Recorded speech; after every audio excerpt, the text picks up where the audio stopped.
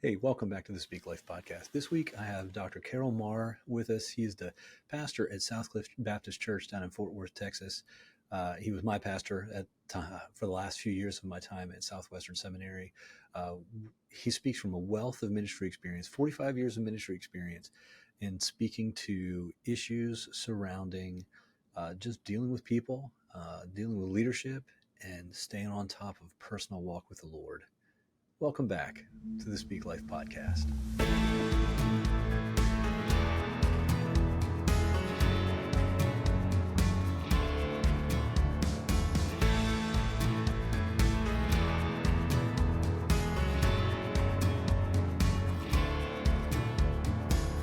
Hey, welcome back to this week's episode of the Speak Life podcast. This week I have Dr. Carroll Marr, who is the senior pastor at Southcliff Baptist Church in Fort Worth, Texas.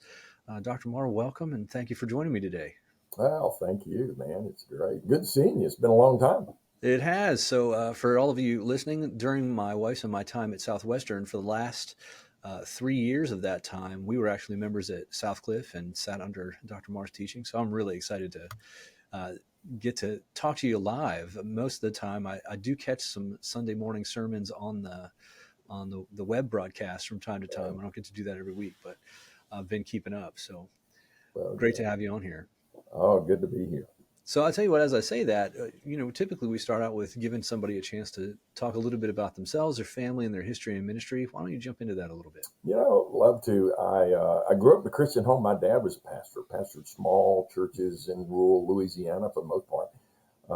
And so kind of grew up in a Christian home and that experience, and came to know the Lord young and really experienced God's call in ministry when I was 13 years old. So I actually knew, at 13, that God had called me to be a pastor. It wasn't to be in ministry. I didn't have to figure that out. I knew that it was to be a pastor. And as a result of that, my dad really kind of mentored me and brought me in and spent some time with me. Preached my first sermon when I was 13. When I was 15, in Louisiana, you can get your driver's license. And so I got my driver's license at 15 because my dad was so well known in the community. A lot of these pastors of smaller churches would basically say when they were gone, well, Earl Marr's son's a preacher boy, so we'll get him to fill in. So from the time I was 15 until I was 18 years old, I preached every Sunday except, I think, 4. We took a vacation at some point. But I preached in little churches and was an interim pastor, and then became a pastor when I was 18 years old. So pastored my first church, which was a real experience. This little church was about to close the doors, and they had about 18 members. And so they called me. It's the only unanimous vote I've ever gotten as a pastor. All 18 of them voted to call this 18-year-old kid. And I went there. And it was really interesting because I didn't know anything, and I didn't know better. I just thought if you tell people about Jesus, they'll get saved. So that's what we did. We just knocked on doors. First year I was there, we led the state in small church baptisms, and man, God just blessed and did a great work. Right after that, married my childhood sweetheart, Tanya, and I. She had grown up in my dad's church, so she says the only pastor she's ever known is a Marr. Because my dad was her pastor, and now we got married, have 3 sons, and my guys are just a joy of our life. We just enjoyed every stage of them growing up. My oldest son is a financial planner. He's got 3 children, a 10-year-old daughter, and twins that are 6, a girl and a boy. My middle son's a nurse, and he just recently moved back to Louisiana. Michael lives here in Texas, so Daniel moved back to Louisiana to Baton Rouge, and he and his wife, Christina, have 3 children, a 10-year-old daughter, and a son that's 8, and another daughter that's 7. And then my youngest son is a surgeon, and he has a little girl that's 6 months old, so they just recently moved to Denton, which is not too far from us. So we get to see them on a regular basis. So, man, it's been a joy. My kids are just a blessing, and My grandkids are amazing, so we just enjoy our time with them and ministry. Been a pastor for 45 years now, man, long time Yeah. that I've been at it. And so part of the benefit in that too. So I know you're now at Southcliff, and you've been at Southcliff for, I think you said 25 years, Yeah, right? When we 25 talked years the other day. this past November. Yeah. And so at the time that I was there, it was right when a satellite campus was being opened down in Aledo, if I remember Yeah, right. And so part of the benefit, and as we talk through, challenges that pastors face, I know that in your background, I hadn't known about the when you were 18, the Church of 18 to start, and so you've pastored churches of all sizes, and hmm you know as well as I do, in order to be able to do that well, you have to grow your ability to lead and grow your ability right, to right. understand, just church ministry and pastoring for those different size churches and the extras that go along with a satellite campus and things like that. So that's going to bring a unique perspective to the big question that I'm about to ask, which is what are the top two or three greatest challenges that you've either seen or experienced in ministry? You know, I was kind of thinking about that before we uh, met today, and man, I started writing all the challenges I've had, and good grief, there's pages of Yeah. challenges because ministry is a challenge. But I think the bottom line is it doesn't make any difference if you're in a big church or a small church. We're in the people business. So whether you're a handful, you're dealing with people, or in a large church, you're dealing with people. So I think the number one challenge that we face is that we're in the people business. And if you don't love people, you need to be in a different business. And I tell you, I can't tell you how many times in young pastors that I've seen that struggle because they just don't have good people skills. And so Mm. the bottom line is that in ministry, your challenges are going to focus around people and all that means, whether it's people that attend your church, whether it's staff that you have on your church, whether it's volunteer staff that you have on your church, it doesn't make any difference. I think as you look at all of the challenges that I have as a pastor and have had as a pastor, it all revolves around the fact that it's connected to people. So I think that's been number one. I think the second challenge that I've had is maintaining my own personal walk with God. Mm. And you would think that would be a no brainer. Um, but one of the things that I recognize is that Sunday comes every other day. And so we're constantly working and we're constantly studying for Sunday. And it is possible, I've discovered, to be prepared for Sunday and your soul be starving. So I've Mm. had to learn through the years how to feed my soul and nurture my own personal relationship with God first and let my ministry come as an overflow of that. And that's a challenge to this day. It's still a struggle for Mm. Can you talk a little bit about just continuing on that second one there? What are the things that you found? Uh, what are the things you found that keep it a struggle? them. Like I said, I think sometimes if you read the Bible looking for Sunday sermon, Mm. you're constantly looking for something to give to somebody else. You're not focusing on what is it, God, you want to say to me? What is it that? Yeah. And so I've done several things through the years. One of the things I do right now, my personal daily Bible reading, I make a point to say I don't teach from that. I don't preach from that. If I'm studying through the book of John personally, and it's hard because you're discovering some fun things and there's cool Yeah. things that you're there.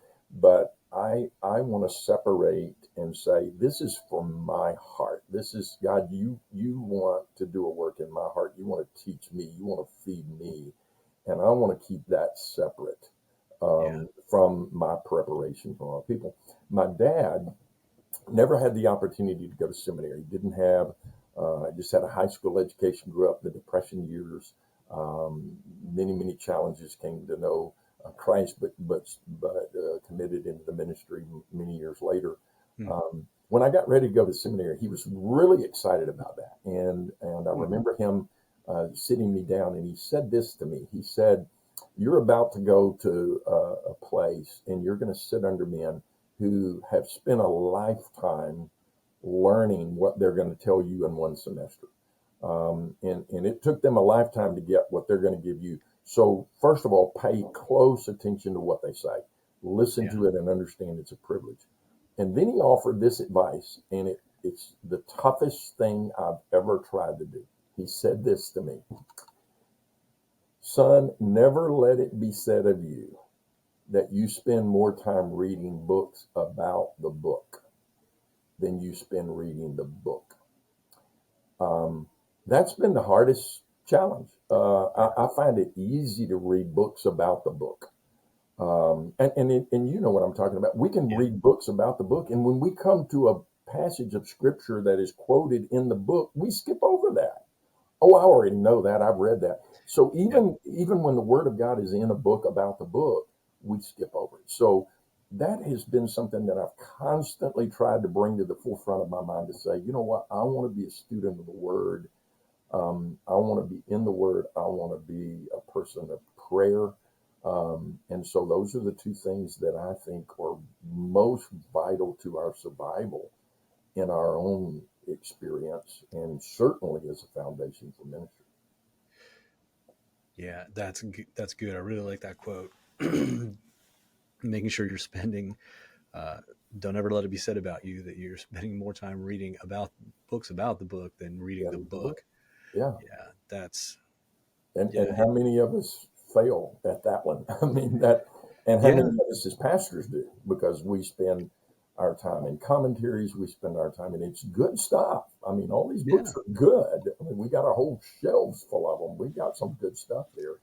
Um, but do we really spend that kind of time in the book itself? That's the only one that's got the power. Yeah. And it's the only one that can transform lives. None of the books on my bookshelf have the ability to transform a life like the living Word of God. So, Yeah. Yeah.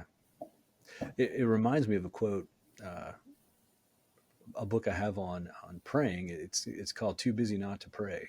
yeah. Uh, Then and Hybels, yep, it's a yeah, Hybels text. yeah, Yeah, and hallelujah. there's a line in there where he talks about, he did a ton of research, did a ton of reading about prayer, and then he did something radical.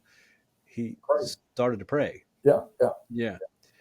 And you know that's been a part of my journey recently. Is goodness, you would think after 45 years of pastoring, I would have a handle on that. And I'm still learning about Yep. this amazing thing called prayer, and what that means and how that fleshes out in our life, and spiritual warfare that's just always been a Yeah. part of ministry and the challenges of ministry. So, um, Yeah. yeah. Which that even in that circles back to, you have to be spending time in the Word. Mhm. It's the sword that we have for dealing with that spiritual Right, warfare, right. and so that it's an absolute necessity. Well, and I will say this to you too: if you make a commitment to spend time in the Word and prayer, it it incites the enemy. So it creates a vicious circle. The more you pray, the more you're going to be attacked. Yeah. I don't ever have a problem on Sunday morning when I teach. I never have a problem with my mind drifting. I don't ever have a problem on Sunday morning when I'm teaching, thinking about other things and Hmm. kind of going off topic. But to this day, every time I pray, that's a challenge. And Yep. so it's constant in us to continue to work toward.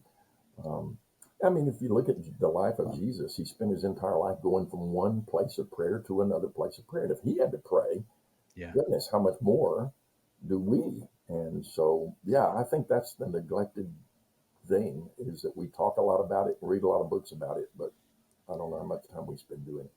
Yeah. So staying prayed up and staying read up, Yeah. spending that time in the Word. The other thing, the first thing that you mentioned, had to do more with the idea of people skills, that we're in the people business. Mhm. I think the same thing about counseling as I teach here at Southwest Baptist University and get to talk to students who are, many of them, headed towards a master's degree in counseling after they're done here. Uh, it's a field that we're never going to have a shortage of because it's dealing with people, and Mhm. we live in a fallen world and people aren't going to stop having problems. Right. And so it's a different side of that, ministering in the church, constantly dealing with people, and those people are all living in the same fallen world we are and dealing with the same enemy that we are. And so there's going to be issues. Well, I think too, it helps me to recognize that the people that we minister to, the scriptures call us sheep, Mm-hmm. and sheep stink, Yeah. and sheep bite. And so, one of the difficulties and heartbreaks of ministry is that sometimes the people, and especially in counseling, the people you invest the most in sometimes will leave. And that's always been something that's hard for me. It's hard not to take that personally because I've just discovered in ministry, the people you put more effort in, more time with. And a lot of times it's because as they come as a pastor and share with you, the difference between a counselor and a pastor, they Mm-hmm. come share with me their deepest secrets. And then on Sunday morning, I stand up and preach, and they're sitting in the congregation and they're looking at me saying, "This guy knows my deepest secrets." And sometimes they get to the point where they can't handle it and they have to go somewhere else. Yeah. Um, but boy, that's a blow for us. It's a challenge. So people business means that we get hurt, we get bit, we um, we have to love people that are unlovable and that don't want to be loved, and people that misunderstand us. All of the challenges that go with that people business, and then sometimes even with staff members and having to let people go. I mean, those become people challenges as well. Yeah. So what I'm going to let you pick whether we talk more about the staff side of things first, or uh, let's just generically say the congregation side of things first. What have you found to be the most helpful to you on the people skill side of things when it comes to those challenges that you deal with? I think I'm blessed because I'm extremely social. So I'm a very outward. Um, I love people. I love being around people. So that's not a chore for me. That's Mm. that's the joy of ministry is I like hanging out with people. So Yeah. so that's not difficult, and so I'm an extrovert, not an introvert. So I am. I love Rick Warren's definition of introvert and extrovert, where he says that an introvert is not necessarily a person that is uncomfortable around people and doesn't like to talk in front of a crowd. An introvert is a person who is energized by being alone. Yeah. And an extrovert is a person who is energized by being around other people. Well, I've always enjoyed an extrovert personality, which means I love being around people. So Yep. being around people and loving people is easy for me. Um, and I'm just, I don't know. I think that part's been the easier part for me. And God's been gracious because He's given me tough skin. And so, Mm. we have to love people that don't always love us back. We have to Yeah. minister to people and go see people in the hospital that are not kind to us. And I've always been able to do that. I will say this. I think one of the challenges is God, I think, gives pastors grace to deal with difficult people that He Mm. doesn't give to our family. Ah. My wife, um, when a person says something ugly and mean and attacks me, she takes that personally too. And I have this measure of grace to be able to love on them and minister. And I can't tell you how many times she said, "How can you do that? I mean, how can you go and be nice to this person after all the things that they said?" Yeah. So I think God gives us grace that we have to in turn give to our family. We have to share with our family and help our kids and our wife process, um, because that's a whole new dynamic of Yeah. people businesses. How many of our kids are hurt by ministry and church, and they end up growing up and have nothing to do with the church, because they've seen what church people did to dad or what church people have done to each other, and I don't want to have anything to do with it. So I don't know. I think God's just given me a grace to deal with that, and that's just never been as difficult a task. And I've made a concerted effort to make sure that I share that same grace with my family and say, you know what, let's don't take that personally. People, I would say to my kids, when a dog is hurt, he will bite you. And if he's your pet, you love him and he loves you. But if he's hurt and you try to pet him, he will bite you. And people do the same thing. Sometimes when people bite, it's because they're hurting. And so let's Yeah. don't take that personally. So I've been blessed. I think we've navigated that well. Our sons are still in church. They're still open to the gospel and sharing that, and so that's been a really big joy for us too. Yeah. Yeah. There is a lot there. I mean, first of all, I can see where for some pastors it can be more challenging if they're just more wired towards the introvert side of things.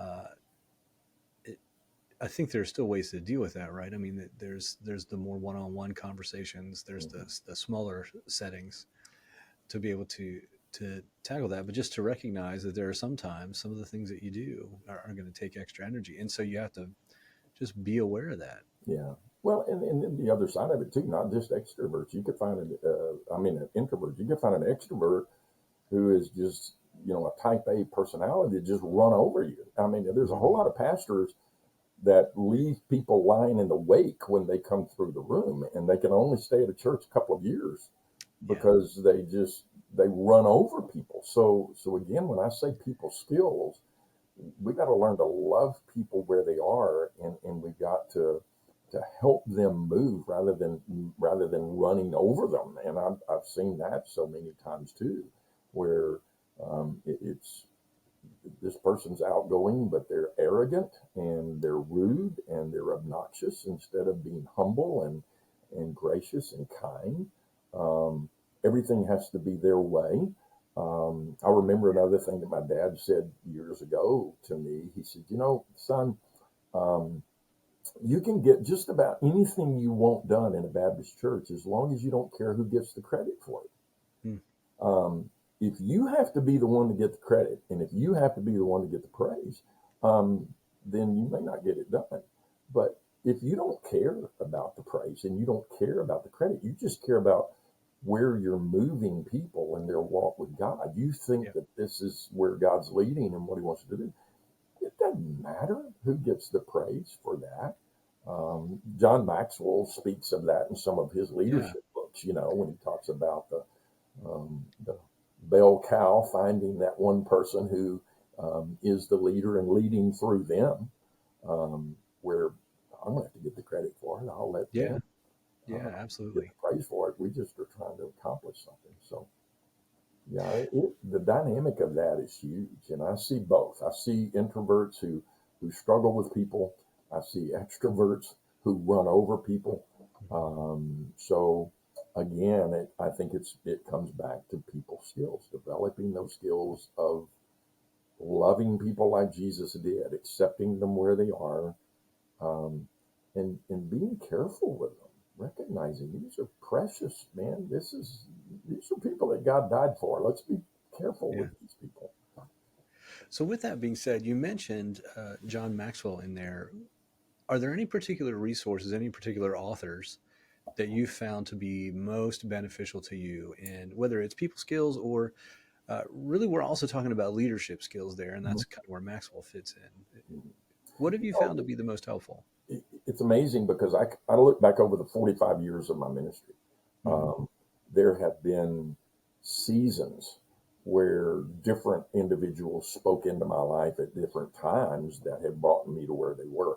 I've probably read most everything John Maxwell ever wrote. There was a time when it was huge. Before he was the national personality he is now, he was pastoring a church in California, and I was getting tapes from him every month, Oh, and wow. he would do actually, he started his leadership ministry by taping his staff meetings. This was what he was teaching his Hmm. staff. He was teaching his staff leadership skills. And I was getting tapes from John Maxwell before all the books that he wrote and before Yeah. he left the church and began to do what he's doing now. And it was huge. Man, nobody had ever talked about leadership before. Yeah. And so that was really big. And so he was a major influencer in my life. When I went for my doctorate at New Orleans, I did a D-Min, and they had a short period of time. This was right before Chuck Kelly became president. He was Hmm. actually the head of the evangelism department. And so he was my major professor when I started my doctorate, and then he ended up becoming president, moving over, and Dr. Register moved into that position. But the the degree I got was in church growth and evangelism, Hmm. and they don't even offer that anymore, but it was church growth and evangelism. So one of the things we did was look at churches that are growing, whether they were Southern Baptist or not, and Yeah. try to determine those characteristics of growing churches. And one of the characteristics I saw was just leadership skills. And so I became a student of leadership. I mean, that was back in the heyday of Bill Hybels when he used to do the Leadership Summit, came out with Hmm. that. We even hosted that here at our church as a site, which meant that I had an opportunity to go with other site hosts and spend one-on-one time with Bill. And I mean, he was amazing at Yeah. teaching these leadership skills. So, man, John Maxwell was huge.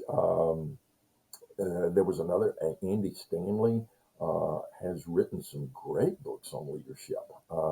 And so many of the simple, practical things that he says about church leadership were incredible. So those are the two that probably I leaned into more for leadership than any other.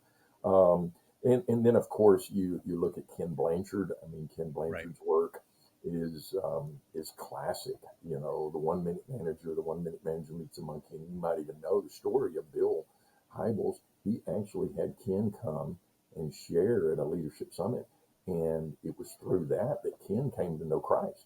Oh, wow. No, I didn't Bill know that. Bill shared the gospel with him, and he asked him this question. It's really fun. Bill asked him this question, and he was speaking to everybody, all these pastors, and so he did his leadership thing. At the end of the time, when they were getting ready to leave, this is Ken Blanchard tells the story. Hmm. He says, Bill asked me a question that just rattled me. Bill looked at me and said, I am surprised that a person of your intellect has not seriously considered the claims of Christ. Hmm. And Ken said, nobody had ever challenged me like that before, because I thought that people that were intellectually lower than me are the ones that needed the crutch of religion. And all of a sudden, this Yeah. guy's saying, because I'm wise. So he went back to his hotel, picked up a Gideon New Testament, began to read the New Testament. And this is what Ken said. I began to look at this guy, Jesus, and he was showing the leadership skills I've been teaching. And I'm like, nobody ever told me this guy Yeah. is amazing. So he came to faith in Christ, and then he ended up writing a book, Leading Like Jesus. You know, I mean, he's an active Christian today. But Ken's book on leadership, gosh, you remember Henry Blackaby's book that Yeah. came out, Experiencing God, all of those. So I kind of look over the 45 years at different time periods of different individuals that spoke into my life Yeah. as I grew. Well, and so there's a couple things in there. One, just recognizing there are multiple folks out there who have had some really good things to say over the Mhm. years that can really, if you're listening to this and you're recognizing leadership is one of the things I need to work on, there Yeah. are some great resources out there to feed into you. Mhm. Solid. Uh, I don't know that I would say Christ centered resources, but certainly not Christ opposed Yeah. resources that can really help in just developing some good people skills, some good leadership skills for dealing with people. Second thing is just be paying attention to what works when. God will bring some of those resources into your life uh, for such a time as this, to use that phrase, uh, based on what it is that you're going through and where it is that you need to grow. Um, like some of the ones that you mentioned, Maxwell's one that I've read. Hybels is one that I've read. One of my favorite books of his is a book on integrity. It's called Who You Are When No One's Looking. Mhm. Very dated book. Oh yeah, For example, one of the references in there is talking about Mike Singletary when he was still a player for the Chicago yeah, Bears. So it's so an old book, yeah. uh, but it's a great one. Lately, I've found myself reading more Pat Lencioni. I like a lot of his stuff, Mhm. and so there's some great things out there to just guide opportunities to grow some of those skills uh, that we really just need to be intentional about growing. I I'm agree. recognizing we're kind of at that time, and so Okay. what are some final thoughts that you want to make sure we share? Um, you know, I will say this. I think in ministry, sometimes we feel alone. Mm, And so I would really encourage any of the pastors that might be listening to find somebody that they can connect with. And I will say this in ministry, and that's not easy to do. I wish it was. yeah, There has always been a spirit of competition among pastors, and we live in a world today that is just angry and bitter. And if you go to X, I mean, even in the Christian community, it's horrible. You can't say anything that people don't come back with these horrible things. And so I would simply say we need somebody to lift our arms up. And yeah, there's a guy in my church right now. Um, when I first came here, um, and for 25 years, I've been praying with him every week. mm, He's a man, godly man that is a part of our church. He's in the beginnings of Alzheimer's right now. I mm, go every Thursday to his house. He can't get out, and sometimes he remembers things, sometimes he doesn't. Um, but for 25 years, that man's held up my arms. For 25 years, um, I've been able to share with him my deepest, darkest secrets. I've been able yeah, to ask him to pray and hold me accountable on things, and and that's kept me from being alone. Um, and I think that sometimes ministry can be extremely lonely, and there are things that nobody else understands that we're going through. And so I would just say to any young pastor, find somebody that you can meet with on a regular basis, that you can trust and that you can pray with. And don't let anything get in the way of that. You do that. That is a yeah, priority. You do that every week. Um, Never let it be said of you that you spend more time reading books about the book than the book, and make prayer a priority in your life. Um, and that way you'll begin to do ministry in his power, not in your own. Um, the longer I serve him, the tougher it is. I would have thought that it would get easier, but it doesn't. It doesn't get easier um, because I've been doing this so long. I know how to do it, mm-hmm, um, and I can do it. I can pull a sermon together and preach, and to be just as blunt as I can be, I can do it without the Holy Spirit because I've got the skills to do that. The most difficult task is to recognize, no, I can't do it without the Holy Spirit. yeah, I desperately need him, and to constantly come to that place of brokenness to say, God, I need you. I cannot do this on my own. I need you, and you have got to fill me with your spirit, and and you got to do it through me. So constantly working to keep that, yeah, and it's a fight. It's a fight. There's so much more I could talk about. We didn't talk about family and some of the challenges that are there, but those are some opportunities for podcast in the future as you yeah. go down that road to look at those issues with individuals too, because that's a big part of it. I agree. I agree. I would love to be able to catch up again sometime and talk specifically about family because one of the things I'm finding as we, are getting to the place where we're wrapping up today's episode. Uh, this is going to be episode number 22, and I've asked these same questions every time, and I'm hearing a lot of repetition. We're circling back into some familiar topics on a regular basis. And so I think it might be time here in the near future to start deviating a little bit and start thinking about how do we get into some of those specific topics a little more Yeah. in a little more depth and really provide some help through the podcast. So thank you so much for meeting with me today. I really Thank you. appreciate it. For all of you listening, thanks so much for listening, and God bless you, and we'll have a new episode for you next week.